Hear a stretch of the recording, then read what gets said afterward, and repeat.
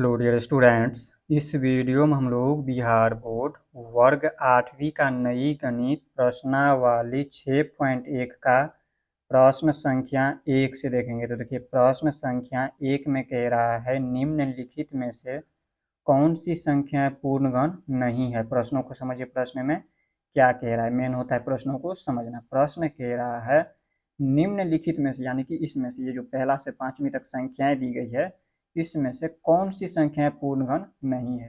इसमें से कौन सी संख्या पूर्णगण नहीं है, ये आप लोगों को पता करना है। तो देखिए, इसके लिए मैं सबसे पहले तो ये समझना होगा पूर्णगण होती क्या है। जब तक हमें ये नहीं पता होगा पूर्णगण होती क्या है, तब तक हमें कैसे पता चलेगा कि ये पूर्णगण है या नहीं। तो देखिए, इसके लिए मैं सबसे पहले समझ लेना है पूर्णगण क्या होती है। तो देखिए, पूर्णगण हम समझा देते हैं आप लोगों को। यहाँ पर देखिए, हम उदाहरण के माध्यम से जो है पूर्णगण आप लोगों को समझाते हैं। तो इसमें आप लोग को याद रखना है, जब एक संख्या को स्वयं से 3 बार गुणा किया जाता है, तब जो हमें संख्या प्राप्त होती है वही हमारा पूर्णगण कहलाती है। जैसे यहाँ पर समझिए, अगर हमने आपको क्या बताया, जब कोई भी संख्या ले सकते हैं। जैसे हमने ले लिया यहाँ पे संख्या 2। अगर यहाँ पर हमने संख्या 2 लिया है, तो इसको स्वयं से 3 बार गुणा करें। इसको स्वयं से अगर हम 3 बार इस तरह से गुणा कर दें, तब जो हमें गुणा करने पर संख्या प्राप्त होगा, 2 दूनी 4 दूनी के 8। ये जो संख्या प्राप्त होगा, ये इन संख्याओं को 2 को हम कर रहे हैं स्वयं से गुणा 3 बार, तो 2 का पूर्णगण कहलाएगा। 2 का पूर्णगण। और इसको हम लिखेंगे कैसे, पूर्णगण लिखते कैसे, जैसे आप लोगों को कहे 2 का पूर्णगण क्या होगा, तो इसके ऊपर हम लगाएंगे घात 3। इस तरह से हम लिखते हैं। इनके ऊपर घात 3 का मतलब हो गया 2 जो है स्वयं से 3 बार गुणा हो रहा है। देखिए, ये जो है वर्ग की तरह है। वर्ग में क्या होता था, इनके ऊपर घात 2 लगता था, और घन में क्या होता है, घात 3 लगता है इनके ऊपर। तो यहाँ पर देखिए, घात 3 का मतलब हो गया ये स्वयं से 3 बार गुना हो रहा है। तो को याद रखना है। देखिए, जैसे 2 की घन यहाँ पे 3, इसे हम पढ़ेंगे कैसे, तो 2 की घात 3, या 2 का क्यूब कहेंगे, या 2 का घन कहेंगे। तो यहाँ पे 2 का घन कितना होता है, 8 हो जाता है। इसी तरह से अगर आप लोगों को कहे 3 का घन, यहाँ पे संख्या अगर 3 है और इसका घन कहे, तो हम इस तरह से इनके ऊपर घात लगा देंगे 3। वर्ग कहता था तो इनके ऊपर घात 2 लगाते थे, और घन कहे तो हम घात 3 लगाएंगे। इससे पहले आप लोग प्रश्नावली 5.1 में देख चुके थे वर्ग। यहाँ पर हम इसको 3 बार गुना कर देंगे। जब इसको हम 3 बार गुना करेंगे, तो देखिए 3 तिहाई के 9 तिहाई के 27। ये जो 27 प्राप्त हुआ, ये 3 का घन हो गया 27। ये जो संख्या प्राप्त हुआ, तो आप लोग घन समझ गए होंगे। आप लोगों को पता चल गया होगा घन क्या होता है। जब कोई भी संख्या रहे, जैसे 3 है, तो 3 को स्वयं से 3 बार गुणा करें, तो जो हमें संख्या प्राप्त होगा वो हमारा घन कहलाती है इन संख्याओं का। 3 का घन संख्या हो जाएगा 27। अब इसी तरह से अगर एग्जाम्पल के लिए मान लीजिए 5 दिया हुआ है, 4 भी ले सकते हैं, जैसे हमने 5 लिया, तो 5 का अगर घन कहे तो हम क्या करेंगे, 5 को हम स्वयं से 3 बार गुना करेंगे। स्वयं से 3 बार गुना कर लेना है, और ये जो संख्या प्राप्त होगी वो हमारा क्या होगा, सॉरी 5 को से 3 बार गुना करना है, 5 लिखना है यहाँ पे। तो 5 25 पंचे के 125, ये हमारा हो गया पूर्णघन। ये जो संख्या प्राप्त हुआ 125, ये 5 का जो है पूर्णघन हो गया।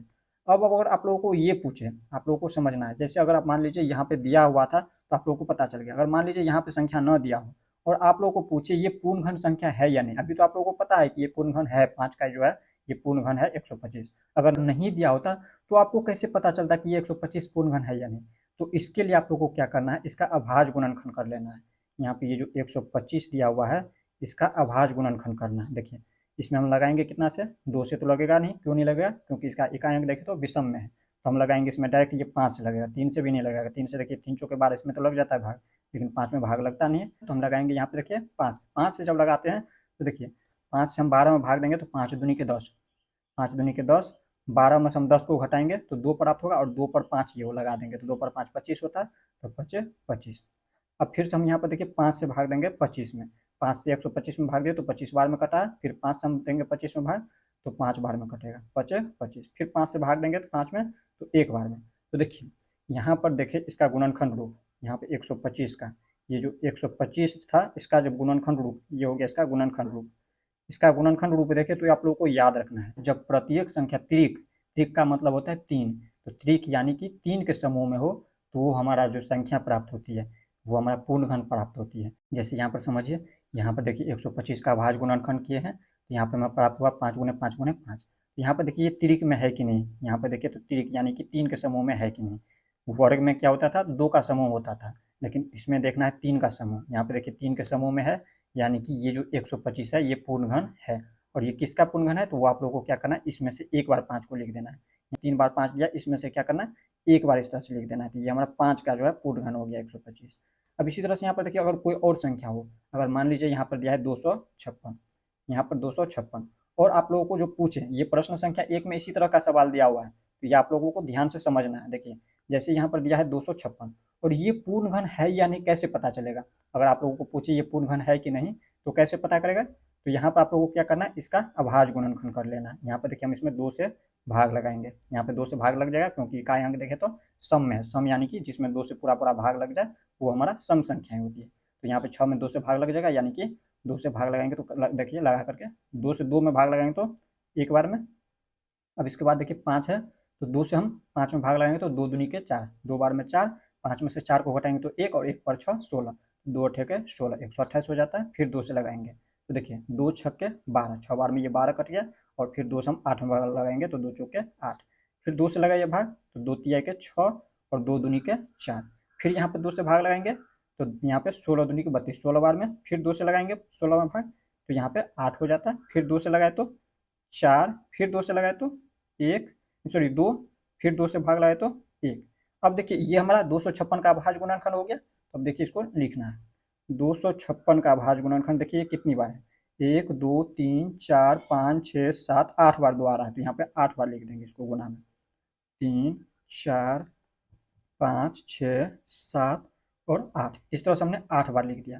अब देखिए हमें क्या करना है, क्या चेक करते हैं, ये हमारा पूर्ण घन कब होगी 256, जब ये हमारा त्रिक में हो यानी कि 3 के समूह में। तो इसको सभी को हम क्या करेंगे 3 का ग्रुप बनाएंगे। 3 का ग्रुप में सभी संख्या अगर आ जाता है तो हम कहेंगे ये हमारा जो 256 है ये पूर्ण घन है, वरना नहीं है। अगर नहीं होगा तो यहाँ पर देखिए ये 2 देखे यहाँ पे 3 के समूह में है, ये देखे तो 3 के समूह में है, बट ये 2 देखे तो यहाँ पे 2 ही बार 2 है, ये 3 के समूह में नहीं है। जब 3 के समूह में पूरा नहीं है ये जो 256 है ये हमारा पूर्ण घन नहीं है। तो इसी तरह का प्रश्न जो है आपके प्रश्नावली 6.1 में प्रश्न संख्या 1 का है। तो आप लोगों को क्या करना है, इसी तरह से हल करना है। देखिए ये जो अगर दिया हुआ था इस तरह से, अगर इसमें एक बार और दिया होता 2 तो ये हमारा ग्रुप में आ जाता 3 के ग्रुप में, तो हमारा होता जो संख्या प्राप्त होती। और यहाँ पर देखिए ये समूह में नहीं है तो ये हमारा नहीं होगा। तो चलिए अब इतना आप लोगों को समझ गए होंगे। बाकी आप लोगों को प्रश्नावली 6.1 का प्रश्न संख्या 1 को जब हल करेंगे तो उसमें आप लोगों को आसानी से समझ आ जाएगा। तो चलिए आगे आप लोगों को हम समझाते हैं। तो यहाँ पर देखिए प्रश्नावली 6.1 का प्रश्न संख्या 1 में क्या कह रहा है, कह रहा है निम्नलिखित में से कौन सी संख्या पूर्ण घन नहीं है। इसमें से कौन सी संख्या पूर्ण घन नहीं है वो आप लोग को पता करना है। तो हमने अभी आप लोग को बताया हुआ है कैसे पता करते हैं। तो सबसे पहले जैसे पहला का हल करेंगे तो पहला ये 216 है, ये इसका अभाज्य गुणनखंड कर लेना। इसका अभाज्य गुणनखंड करेंगे और इसका जब अभाज्य गुणनखंड करेंगे तो वो जो हमें संख्या प्राप्त होगा वो अगर ग्रुप में आ जाता है, 3 के ग्रुप में आ जाता है तो वो हमारा संख्या पूर्ण घन होगा, वरना नहीं होगा। तो हमें क्या करना है, सबसे पहले ये जो पहला का हल कर रहे हैं तो पहला देखिए 216 है तो इसका अभाज्य गुणनखंड कर लीजिए। इसका हमें क्या करना है, अभाज्य गुणनखंड कर लेना है। देखिए इसमें हम किससे लगाएंगे, 2 से लगाएंगे। 216 में 2 से लगाएंगे क्योंकि इसका इकाई अंक देखें तो 6 जो कि सम में है। यहाँ पे 2 से लगाएंगे तो 2 1 2, 2 8 16। अब डायरेक्ट 8 नहीं लगाएंगे, क्यों नहीं लगाएंगे 8, क्योंकि यहाँ पे देखिए 2 संख्या हम एक साथ ले रहे हैं, 2 संख्या एक साथ ले रहे हैं तो इसके लिए हमें क्या करना है, एक शून्य डालना है। इसके बाद 2 8 16 तो यहाँ पे हो जाता है 108। 2 से 216 में भाग दीजिएगा तो 108 बार में कटेगा। फिर 2 से हम भाग देंगे 108 में तो इसमें कितनी बार में कटेगा, तो 2 पंचे के 10, 2 पंचे के 10 और 2 चौके 8।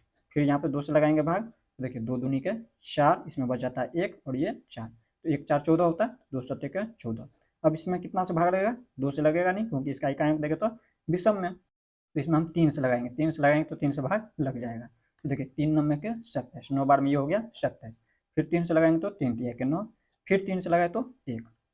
अब देखिए इसको हम, ये गुणनखंड रूप हो गया 216 का, तो लिख देंगे एक बार 216 और इसका ये गुणनखंड रूप लिख दीजिए। ये अभाज्य गुणनखंड हो गया 2 गुने 2 गुने 2 गुने 3 गुने 3 गुने 3, 3 बार 3 है और 2 3 बार है। तो यहाँ पर देखिए ये हमारा जब कब होता है पूर्ण घन, जब यहाँ पे 3 के समूह में आ जाता है। देखिए 2 3 के समूह में और 3 भी संख्या देखें तो 3 के समूह में, देखिए दोनों जो है 3 बार है। इसमें भी देखिए 2 3 बार और 3 भी देखें तो 3 बार, यानी कि ये जो 216 है ये हमारा पूर्ण घन है। लेकिन इसमें पूछ रहा है कौन सा पूर्ण घन नहीं है, तो ये हमारा पूर्ण घन हो जाता है पहला। तो इसमें हम लिख देंगे। अब लिखेंगे क्या इसमें, तो आप लोग को ध्यान रखना है, जो भी हम बताते हैं उसमें ध्यान रखना है। देखिए 216 का ये जो संख्या प्राप्त हुआ है अभाज्य गुणनखंड, ये हमारा पूर्ण घन के रूप में है, यानी कि 3 के समूह में है। तो हमें एक बार लिख देना है, इसको लिख देंगे। चूंकि ये जो 216 है, 216 का अभाज्य गुणनखंड, का अभाज्य गुणनखंड, ये लिखने से क्या होता है आप लोगों को पूरा क्लियर समझ आता है। इसे आप लोगों को भी लिखना है 216 का अभाज्य गुणनखंड, गुणनखंड, गुणनखंड जो है 3 के समूह में है, गुणनखंड 3 के समूह में है, 3 के ग्रुप यानी कि समूह में है, के समूह में है। इस तरह से लिख देना है, समूह में है। अतः ये जो संख्या दिया है 216, यह संख्या 216 जो दिया हुआ है ये हमारा पूर्णघन है। लिख देंगे यह जो संख्या दिया है, डायरेक्ट लिख दीजिए यह एक पूर्णघन है, या फिर लिख सकते हैं ये जो संख्या दिया है 216, इस तरह से लिख देना है 216 एक पूर्णघन है, एक पूर्णघन है।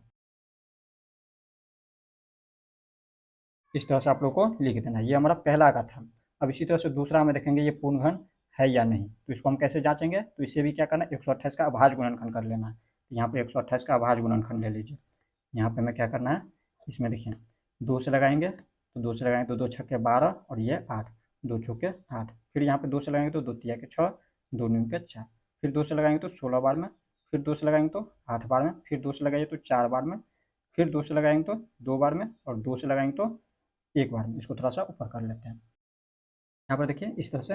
अब इसका अभाज्य गुणनखंड हो गया, तो लिख देना है 128 का। दूसरा नंबर हल कर रहे हैं, यहाँ पे 128 का अभाज्य गुणनखंड क्या हो गया, कितनी बार 2 है, 1 2 3 4 5 6 7 बार, तो 7 बार लिख देंगे इस तरह से गुणा में। अभी आप लोगों को पता चल चुका होगा कि यह जो है पूर्णघन है या नहीं। कितना बार, 1 2 3 4 5 6 के बाद 7 बार। तो देखिए ये 2 देखे तो यहाँ पे 3 के समूह में है, यहाँ पे देखिए 3 के समूह में है, बट यहाँ पे देखिए ये 2 ये 3 के समूह में है ही नहीं। जब 3 के समूह में पूरा नहीं है, पूरा जितना भी अभाज्य गुणनखंड जैसे 128 का अभाज्य गुणनखंड आया, पूरा का पूरा 3 के समूह में होना चाहिए, यानी कि ग्रुप में होना चाहिए। लेकिन ये 2 देखे बच जाता है, ये अकेला, ये ग्रुप में नहीं है। इसका मतलब ये जो संख्या दिया 128 ये हमारा पूर्णघन नहीं है। क्यों नहीं है, क्योंकि ये 3 के समूह में नहीं है। तो इसे लिख देना है, यहाँ पर लिख देना है 128, चूँकि ये जो 128 दिया हुआ है इसका अभाज्य गुणनखंड, अभाज्य गुणनखंड जैसे हम लिख रहे हैं वैसे ही आप लोगों को भी लिख देना है। अभाज्य गुणनखंड 3 के समूह में नहीं है, 3 के समूह में नहीं है। अतः यह जो संख्या दिया हुआ है 128 एक पूर्णघन नहीं है, एक पूर्णघन नहीं है। इस तरह से आप लोगों को लिख देना है। पूर्णघन कब होता है, जब 3 के समूह में होता है उसका अभाज्य गुणनखंड। अब इसी तरह से तीसरा देखेंगे ये पूर्णघन है या नहीं। ये जो दिया हुआ है 1000, ये देखेंगे पूर्णघन है या नहीं। इसको ऊपर कर लेते हैं, यहाँ पर लिखेंगे 1000 और इसका अभाज्य गुणनखंड कर लेना है। इसमें देखिए 2 से लगाए तो भाग देंगे 2 से 1000 में, तो 500 बार में लग जाएगा।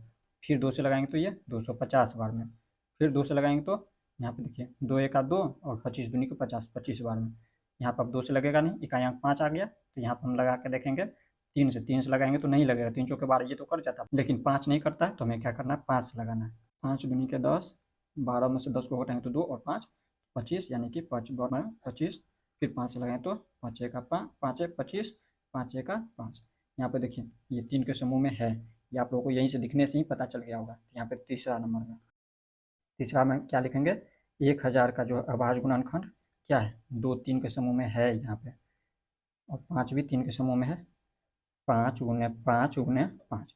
देखिए 3 यहाँ पे देखिए 2 जो है 3 के ग्रुप में है यानी कि समूह में है, और 5 भी जो है 3 के समूह में है, यानी कि 3 बार संख्या है 5, और 2 भी जो है 3 बार है। जब यहाँ पर 3 के समूह में हो जाता है तो वो जो संख्या होती है, जैसे यहाँ किसका अभाज्य गुणनखंड की है, ये जो प्राप्त हुआ किसका अभाज्य गुणनखंड 1000 का प्राप्त हुआ है, तो ये जो 1000 संख्या है ये हमारा पूर्णघन है। यहाँ पर लिख देंगे, चूंकि ये जो दिया हुआ है 1000 का अभाज्य गुणनखंड, अभाज्य गुणनखंड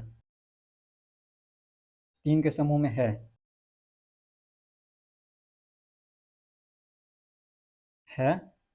अतः यह जो संख्या दिया हुआ 1000 पूर्णघन है। पूर्ण एक पूर्णघन लिख दीजिए या डायरेक्ट लिख दीजिए पूर्णघन है, पूर्णघन है।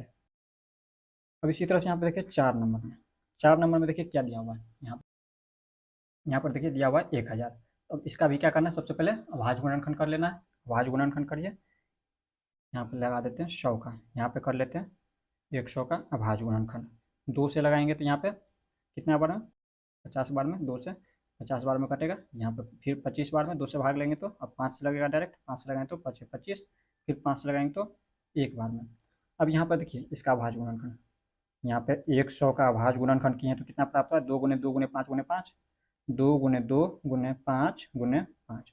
अब देखिए ये हमारा 3 के समूह में है ही नहीं, यहाँ पे 2 ही का ही समूह बन रहा है, और 2 का समूह होता है तो वो हमारा वर्ग होता है, न कि घन होता है। ये हमारा ये जो 100 संख्या दिया है, ये अगर कहे पूर्ण वर्ग पूछता तो वो तो है, जो कि हम प्रश्नावली 5.1 में देखे हुए थे, लेकिन ये पूर्ण घन नहीं है। क्यों नहीं है? क्योंकि आप लोगों को पता है पूर्ण घन होने के लिए क्या होना चाहिए, 3 के समूह में होना चाहिए संख्या है। जैसे 2 देखे तो यहाँ पे 2 ही बार है, अगर 3 बार होता, 5 भी 3 बार होता, तब जाकर के ये हमारा जो संख्या प्राप्त होता है वो हमारा पूर्ण घन प्राप्त होता है। तो ये जो 100 दिया हुआ है संख्या, ये हमारा पूर्ण घन नहीं है, तो हम लिख देंगे चूंकि ये जो दिया हुआ है 100, इसका अभाज्य गुणनखंड, अभाज्य गुणनखंड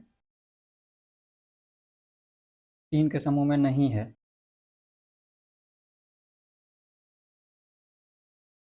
इस तरह से आप लोगों को लिख देना है, 3 के समूह में नहीं है, अतः ये जो संख्या दिया हुआ है 100, 100 पूर्ण घन नहीं है।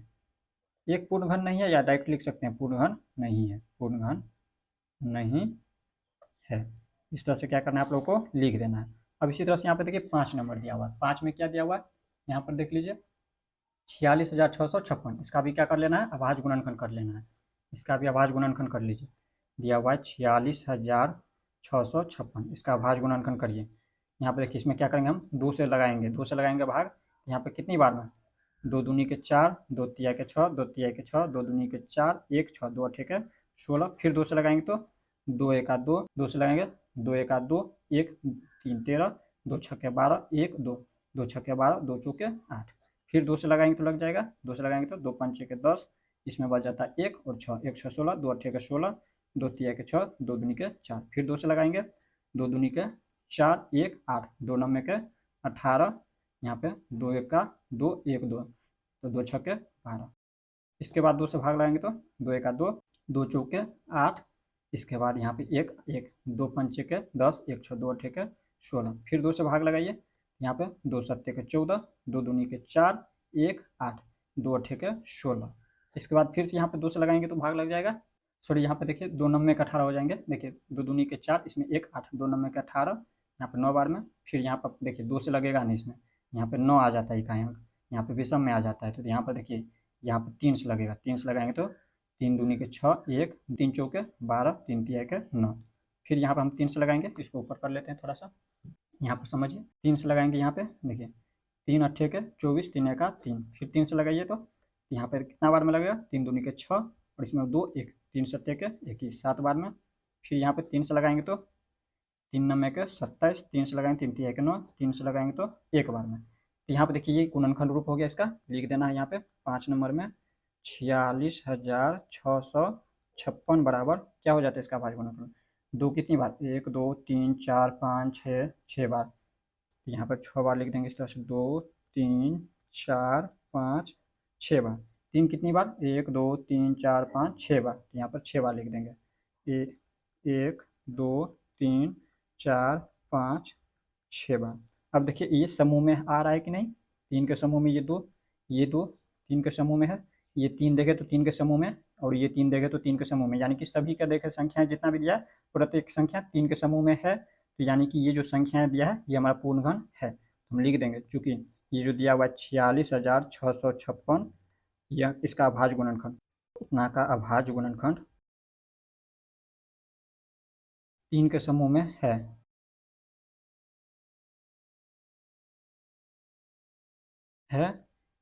अतः यह जो संख्या दिया हुआ है 46,656 पूर्ण घन है, यह एक पूर्ण घन है, या फिर डायरेक्ट लिख दीजिए पूर्ण घन है, एक पूर्ण घन है।